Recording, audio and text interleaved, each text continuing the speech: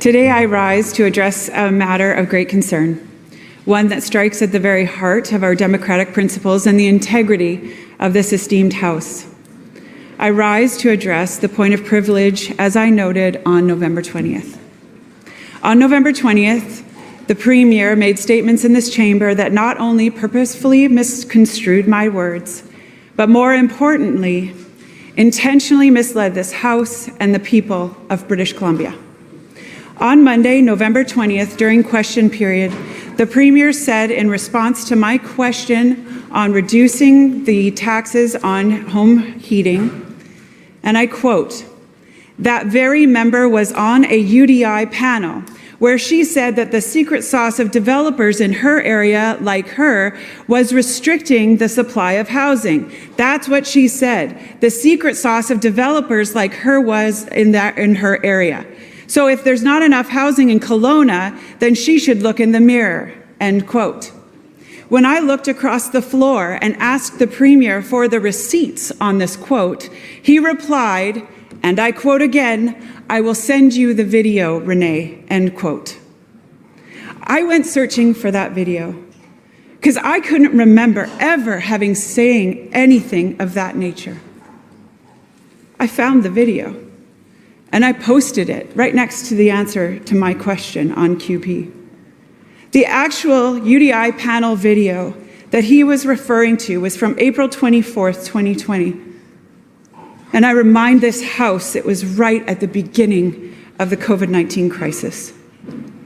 We were in lockdown, had very little understanding of the pandemic, the effects, or where things were going to go. And in that video, the interviewer asks me, and I quote, "Is Kelowna a special case, so to speak? Is there something about the market that's unique, that equips it or will help it or provide it with an advantage to move through this crisis more effectively than other markets in the province or in the country? Renee, maybe you could start us off on that," end quote. My response was, quote, "Well, I would say that one of the factors is sitting on your screen. The Urban Development Institute and the developers and suppliers and contractors and builders and consultants that form this association have always been incredibly collaborative. I always say that we have one of the best sandboxes in all of Canada. You know, we work well together, we talk to each other, we figure out who's who in the zoo. We're careful not to supply certain markets. We share ideas and we listen to one another, and that is unique, you know. Right now, Troika is existing in 13 different municipalities, and I can say that we don't have the same collaboration in any of the other municipalities that we work in.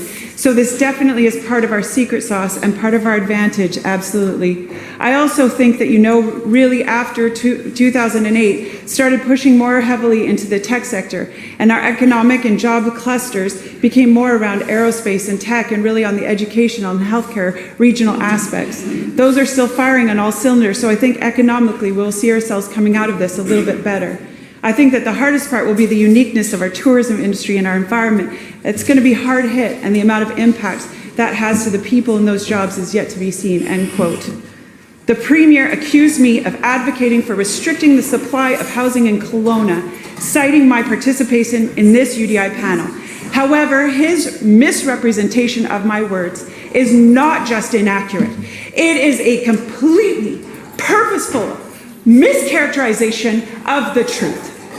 The Premier's quote deliberately omits the context and the essence of my message, which was recorded during the initial weeks of the COVID-19 lockdown in April 2020.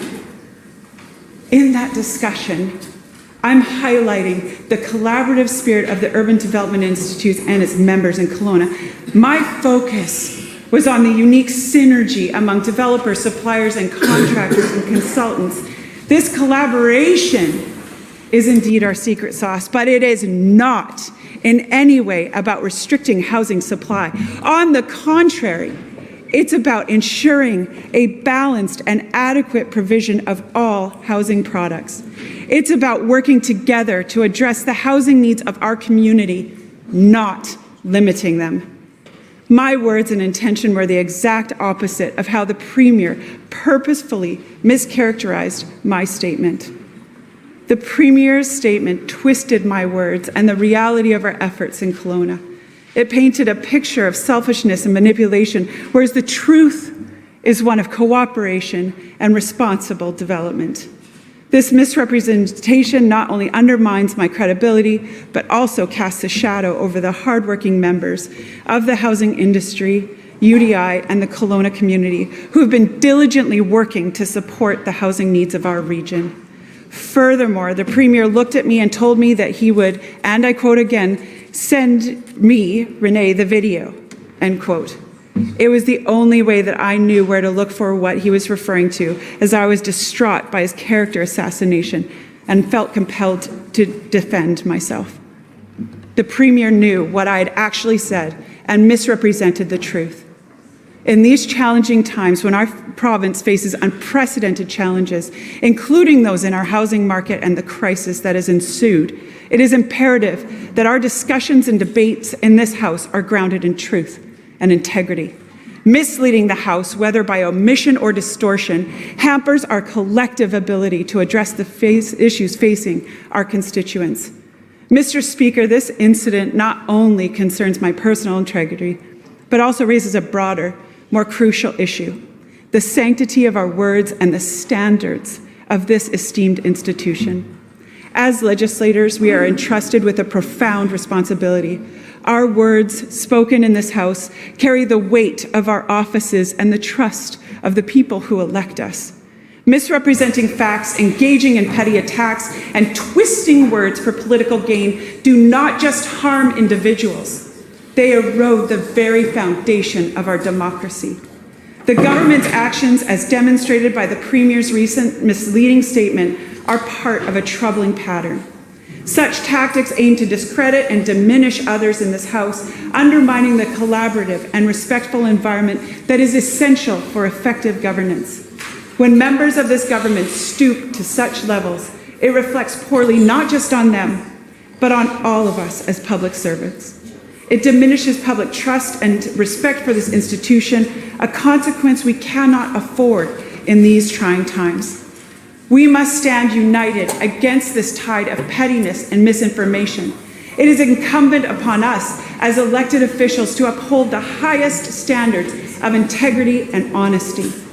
The people of British Columbia expect and deserve nothing less from their representatives. When we allow misleading statements and personal attacks to go unchecked, we fail in our duty to our constituents and to the principles of this Parliament. And as we head into an election year, it's disheartening to witness the increasing prevalence of vicious and misleading personal attacks in our political discourse. These tactics threaten the very foundation of our democracy by diverting attention away from the substantive policy debates and erodes public trust in our institutions. Instead of focusing on the defense of policy and working diligently to represent the constituents we serve, some have chosen the path of divisive rhetoric and character assassination. Such tactics undermine the principles of transparency, accountability, and respect that our democracy relies upon. And women get it worse. Don't get me wrong, I am strong. I have lived and succeeded in a male-dominated industry for the last 25 years. I have been held to a different standard than all of my male counterparts. I've been excluded from inner circles of cigar-smoking, scotch-drinking back rooms, and still succeeded. I have earned my way into those places and spaces and have been the recipient of champions who have seen me, my acumen, my intelligence, and my sheer grit and determination, and allowed me in. But this place is far worse. And it is only as we stand up for ourselves, for the truth of who we are and all that we have accomplished before coming to this place and our roles, against the false accusation and purposeful misrepresentation, then can we change how people are treated inside of these walls. It is our responsibility as elected officials to uphold the values of a healthy democracy and prioritize the needs of the people we represent over partisan theatrics. Our constituents deserve better than the erosion of civil discourse, and we must remain steadfast in our commitment to the democratic process. It is high time that we, as a legislative body, reaffirm our commitment to truthfulness, respect, and decorum in our proceedings. We must resist the allure of easy political points scored at the expense of truth and collegiality. Instead, let us focus on the constructive debate, fact-based discussions, and solutions that serve the best interests of all British Columbians.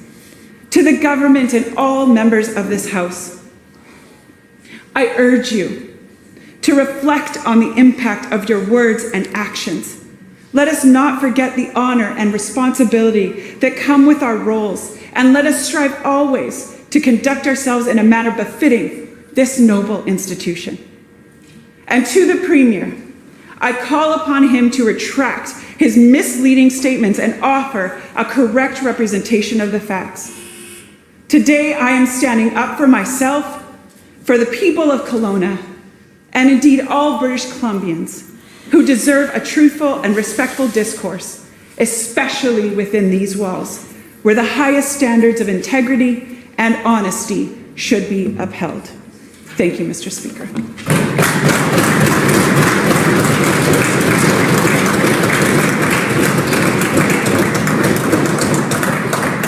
Members, question of privilege is a very serious matter.